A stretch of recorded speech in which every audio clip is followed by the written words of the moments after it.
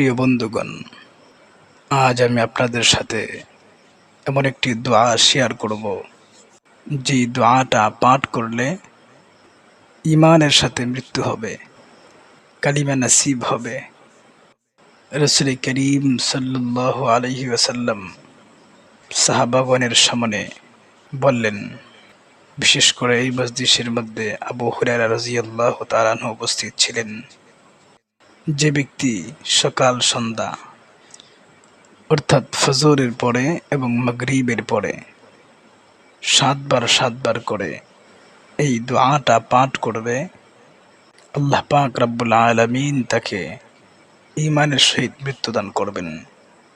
আর ঈমানের সহিত মৃত্যু হওয়া মানেই হলো আল্লাহর সেই বান্দা জান্নাতে যাবে, এটা গ্যারান্টি, তাতে কোনো সন্দেহ নেই।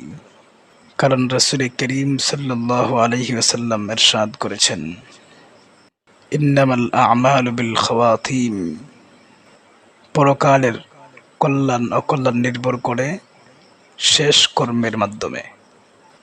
অর্থাৎ যার শেষ হবে ঈমানের সাথে, সে জান্নাতে প্রবেশ করবে। সারা জীবন ভালো কাজ করলেও, ঈমানের সাথে থাকলেও যার খাতেমা অর্থাৎ মৃত্যু হবে বেঈমান অবস্থায়, সে যাবে জাহান্নামে। সেই দোয়াটা হলো, আল্লাহুম্মা লাক্কিনি হুজ্জাতা ঈমানা ইনদাল মাউত। আবার বলছি, আল্লাহুম্মা লাক্কিনি হুজ্জাতা ঈমানা ইনদাল মাউত। হে আল্লাহ, তুমি আমাকে ঈমানের সহিত মৃত্যুদান করো।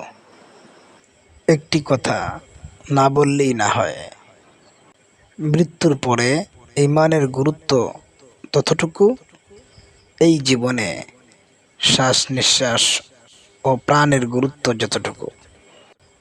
রূহ তথা প্রাণ ছাড়া যেমন এই দেহ আমার কোনো কাজে আসবে না, ঠিক তেমনিভাবে মৃত্যুর পরে ঈমান ছাড়া আমার কোনো আমল কোনো কাজে আসবে না।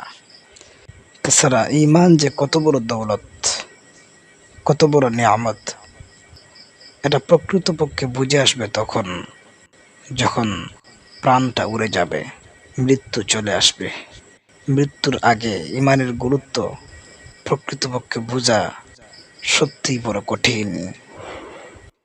আল্লাহ পাক রব্বুল আলামিনের দরবারে অসংখ্য অগণিত শুকরিয়া যে আল্লাহ আমাদেরকে মুমিন হিসেবে নির্বাচন করেছেন।